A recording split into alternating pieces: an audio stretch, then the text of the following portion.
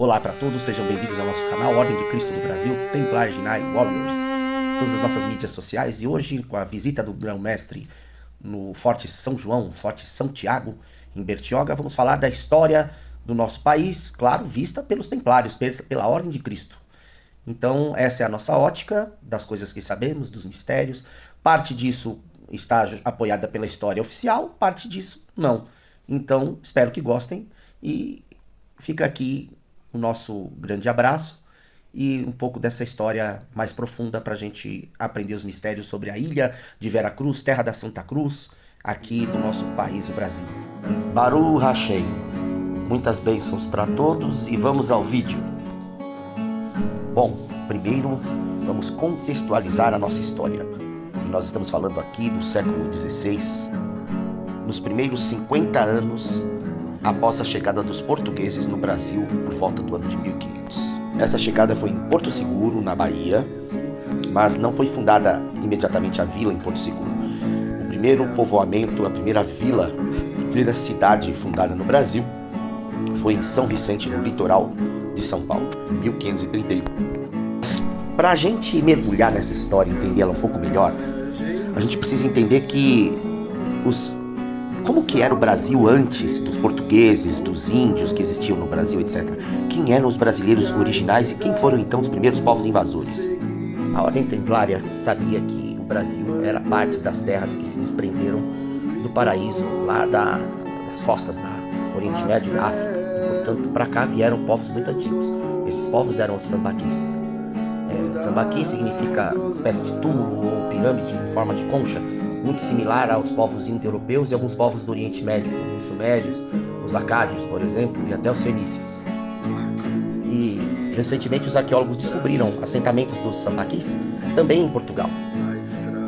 E isso muda, é até interessante falarmos, porque a escola de Sagres, criada pelos templários e mantida pela Ordem de Cristo, sabia dessas lendas, desses escritos antigos e da presença desses povos antigos, proto-hindus europeus e hebreus até aqui no Brasil, como dizem as lendas sobre o assunto. O Brasil, a terra do Har Brasil, Rai Brasil, e também do Brasil, no caso de Bratzil em hebraico, sendo eles descendentes de Barzilai, um dos servos do rei Salomão.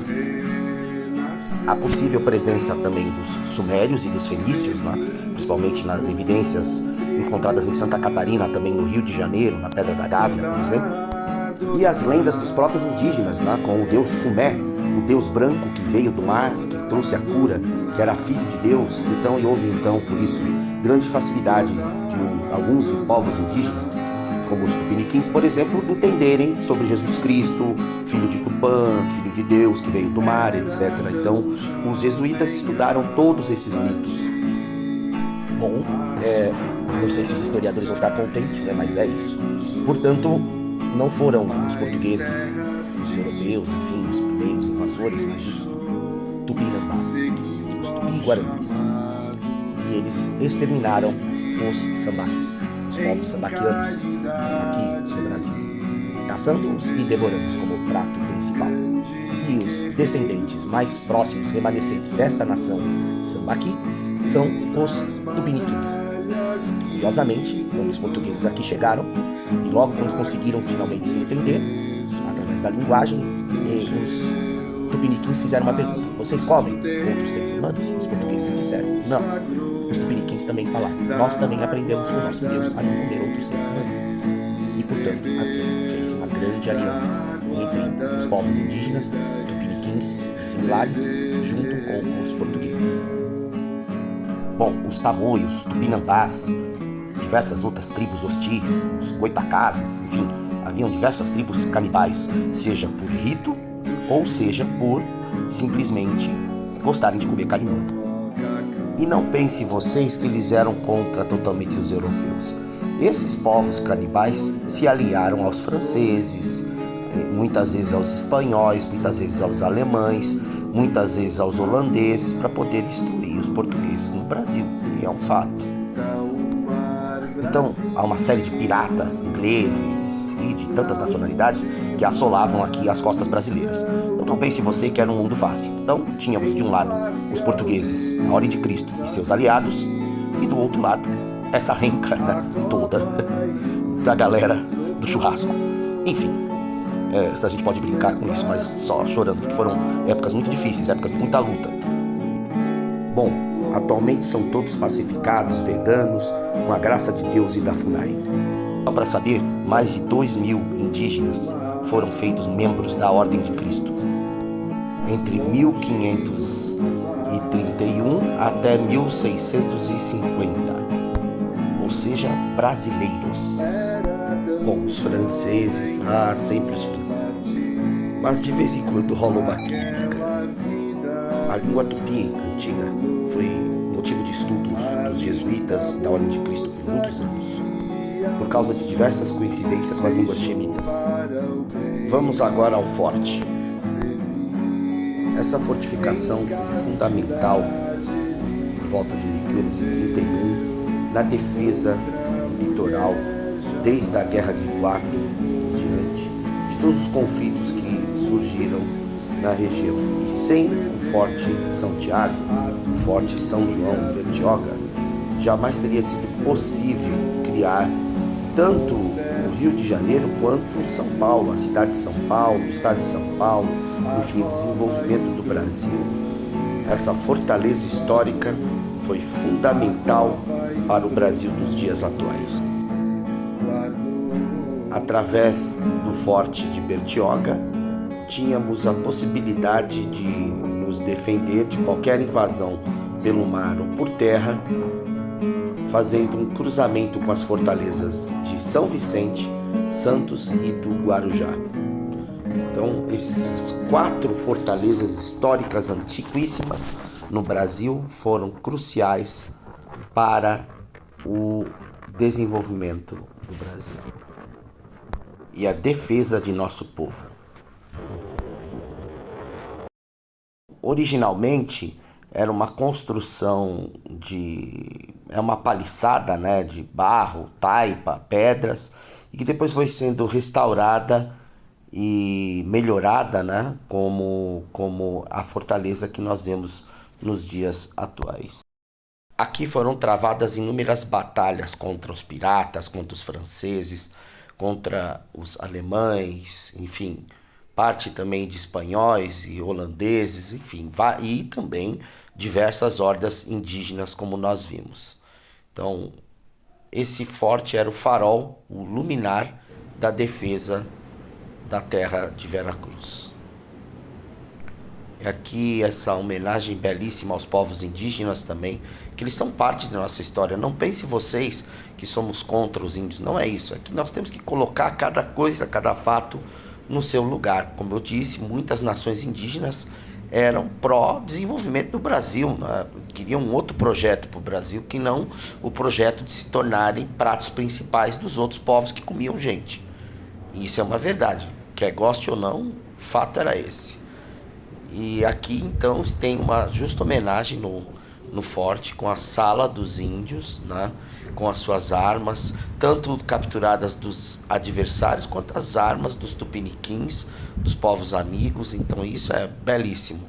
Aliás, é importante dizer, as armas no forte, elas são expostas de acordo com tempos em tempos, então isso muda. Então agora é essa temática dos índios, então tem uma temática menos eurocentrista, o que é muito legal também, e tem uma temática mais para os índios. Então em épocas diferentes você vai ver as exposições de espadas, etc. Nós colocamos aqui porque tivemos oportunidade de já ter filmado em outras situações como estão vendo agora, certo? Mas ao chegar provavelmente agora no forte, você não vai ver essas armas aqui expostas assim.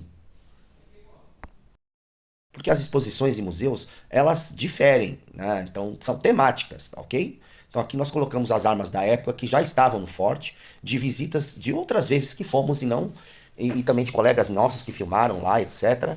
Então isso está no acervo do forte, fica guardado. Às vezes é exposto, às vezes não é exposto. Então é importante colocar isso, que às vezes você vai chegar lá na hora e falar, não vi nada disso que está no vídeo.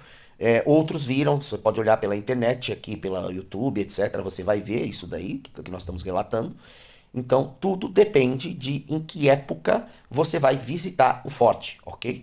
Mas no nosso filme aqui, no nosso vídeo, Como o nosso objetivo é documentar a ordem de Cristo, a origem do forte, etc., então estavam aqui as formas antigas de exposição das armas e armaduras do forte. Lembrando, nenhum europeu andava de armadura aqui. Essas armaduras vieram de Portugal do século XVI, armaduras da época. Mas ninguém andava de armadura aqui. Usava-se sim, às vezes escudos, às vezes peitorais, mas adaptados ao clima brasileiro. Aqui nós estamos vendo os peitorais da Ordem de Cristo, etc. E claro, muitos canhões e armas de fogo.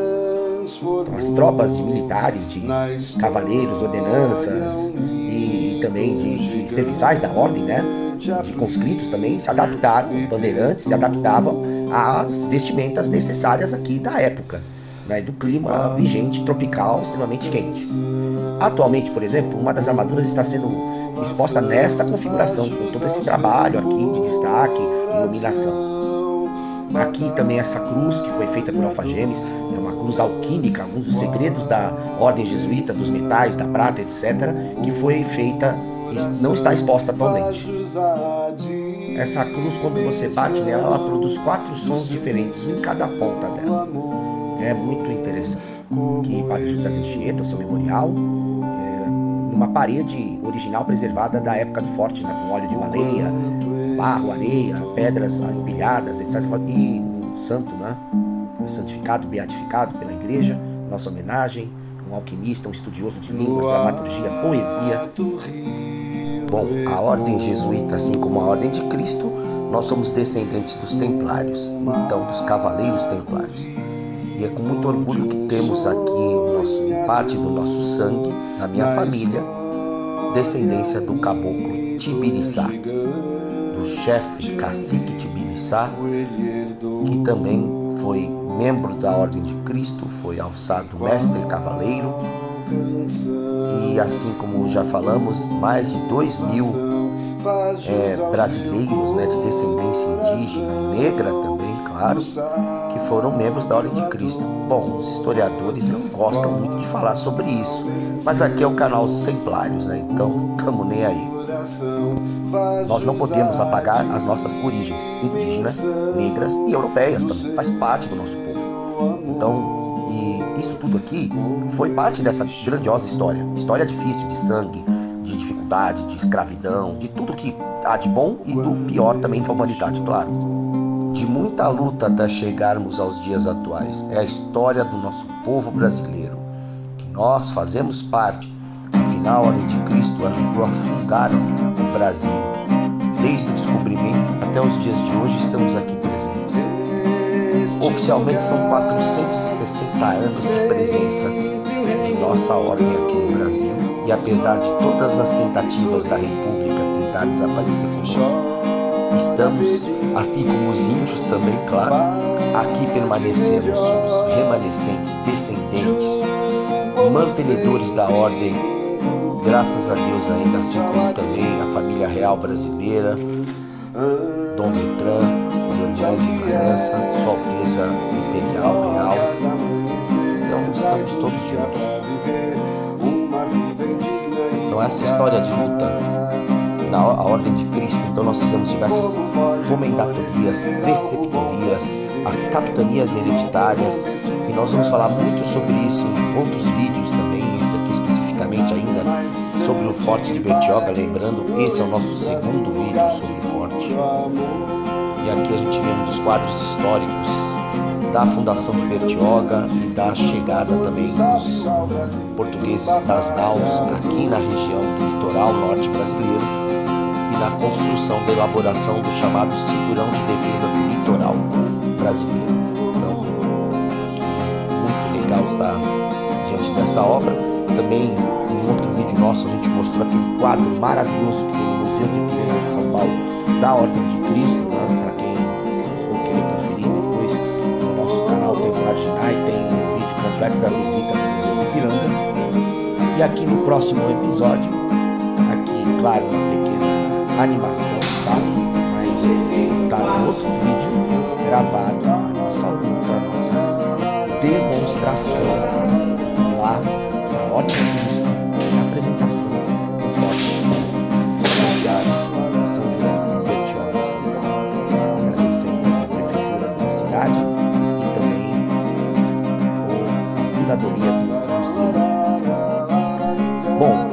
Gostou do vídeo? Comente, curte, compartilhe com os amigos, com os inimigos, sei lá. E sobre a Ordem de Cristo do Brasil, uma vida de trabalho, de estudo, de dedicação, de treinamento, de fé. Somos da fé cristã, irmãos católicos, ortodoxos, leigos, protestantes, etc. De várias denominações. O que importa é ter fé em Deus, fé em Jesus Cristo e, claro, respeitar a Virgem Maria. Você não precisa baixar sua cabeça para nenhuma estátua, nós não concordamos com imagens, etc. Também não adoramos imagens. Gostamos de arte, né? Apreciamos a arte sacra, etc. Que tem um significado para nós de lembrança da fé. Mas a fé é em Deus. Deus não tem face a não ser aquela que Moisés viu, assim como também a face oculta de Deus é nosso Senhor Jesus Cristo, ou seja, o mais próximo que podemos contemplar de Deus.